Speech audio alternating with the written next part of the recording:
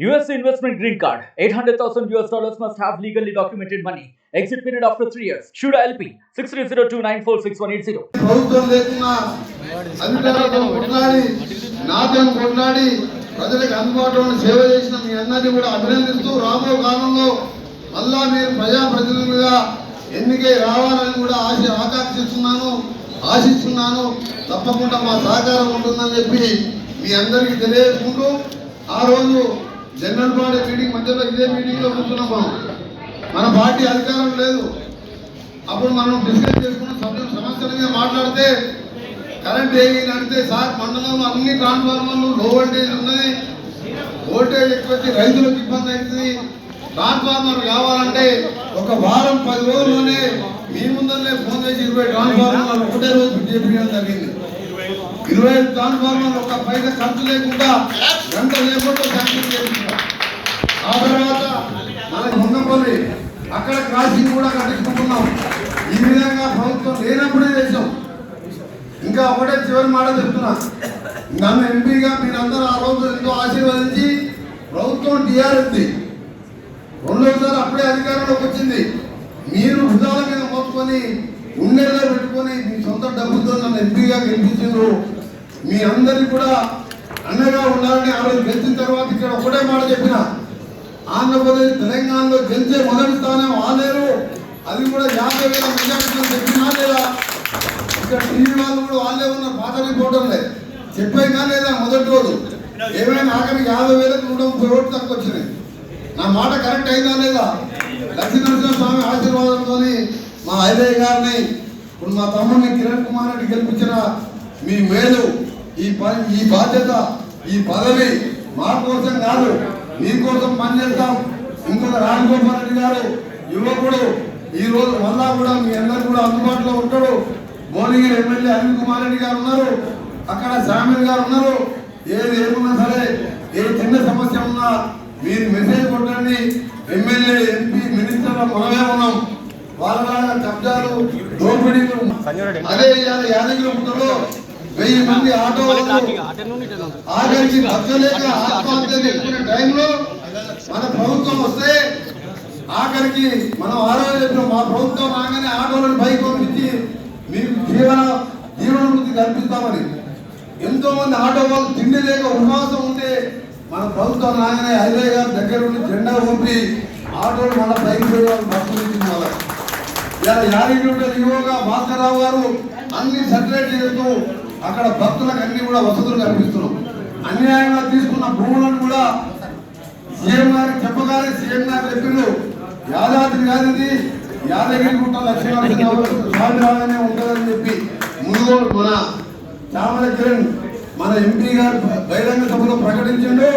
నేను చెప్పినప్పుడు అదే చెప్పండి, అన్న అది యాదగిరిగుట్ట లక్ష్మీనరసింహ స్వామి గారే ఉంటుంది, ఓసారి నేను కూడా వస్తా, మొత్తం రివ్యూ చేసుకున్నాం.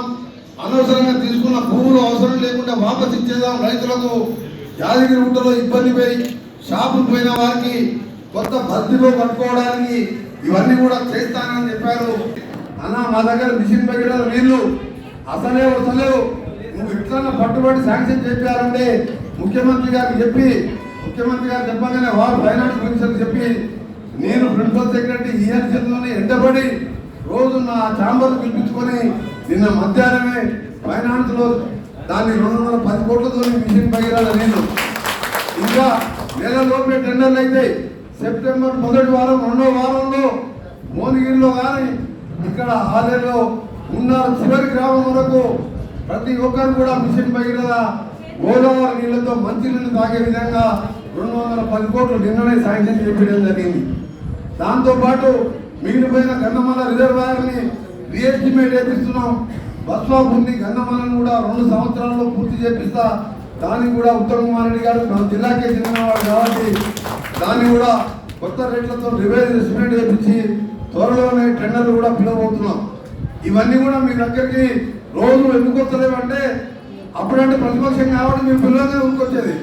ఇప్పుడు అధికారం అంటే మన కోసం కాదు, గన్నమల కట్టుకోవాలి, ఈయనకు 210 కోట్లు కావాలి, మన ఈ రోడ్లు కావాలి, మన రోడ్లు బాగా పెట్టుకో 20 కోట్లు పెట్టించిన ఇవన్నీ కూడా రోడ్లు చేసుకోవాలి.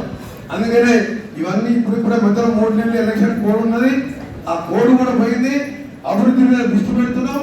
ఆగస్టు 15 తారీఖు మీ అందరికీ శుభవార్త. రైతులకు దక్షిణాంధ్ర స్వామి సాక్షిగా అందరికీ కూడా 2 లక్షల రుణమాఫీ చేయబోతున్నాం. ముఖ్యమంత్రి గారి మాటగా మీ అందరికీ కూడా చెప్తున్నాం. మన క్యాబినెట్ లో ముఖ్యమంత్రి గారు ఎన్నికలు చెప్పిన మాట నిజం చేస్తామని చెప్పి ఆగస్టు 15 లోపే చేస్తామని చెప్పి వాళ్ళు చెప్పడం జరిగింది. గతంలో 1 లక్ష చేస్తా అంటే 6 వాయిదాలు చేస్తే బ్యాంక్ లోన్ వడ్డీకే సరిపోయింది. కానీ ఏకకాలంలో 2 లక్షలు చేసిన ముఖ్యమంత్రి ఒక రేవంత్ రెడ్డి గారు మాత్రం రైతులను రుణమాఫీ చేయాలని ఆ విధంగా నిర్ణయం తీసుకున్నాం.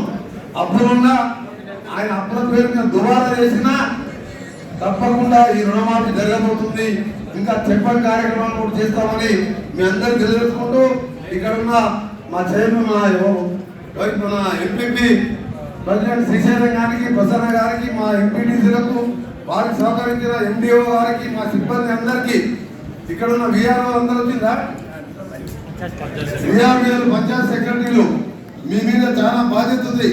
మా సర్పంచుల పదవి అయిపోయింది, ఎంపీటీసీలు అయిపోయింది, ఎంపీపీలు అయిపోయారు. వాళ్ళు ఏమంటారంటే మాకాయ పదవి లేదు, నేనెందుకు పోవాలంటారు. మీరు కరెంటు పోయిన ఊర్లో ఏమైనా ట్రాన్స్ఫార్మర్ కాలిపోయినా, ఎక్కడైనా మురికి కాలో జామ్ అయినా, ఎక్కడైనా మంచినీరు రాకున్నా ఎమ్మెల్యేకి చెప్పండి, ఎంపీకి చెప్పండి, మినిస్టర్గా నాకు కూడా మెసేజ్ పెట్టండి. ఏం మూమాట పడవద్దు మీరు. మళ్ళా మీరు కూడా అధికారులకు చెప్పండి. మరిన్ని వీడియోస్ కోసం ఛానల్ ని సబ్స్క్రైబ్ చేయండి. లేటెస్ట్ అప్డేట్స్ కోసం వాట్సాప్ ఛానల్ ని ఫాలో చేయండి. అండ్ లింక్ డిస్క్రిప్షన్ లో ఉంది.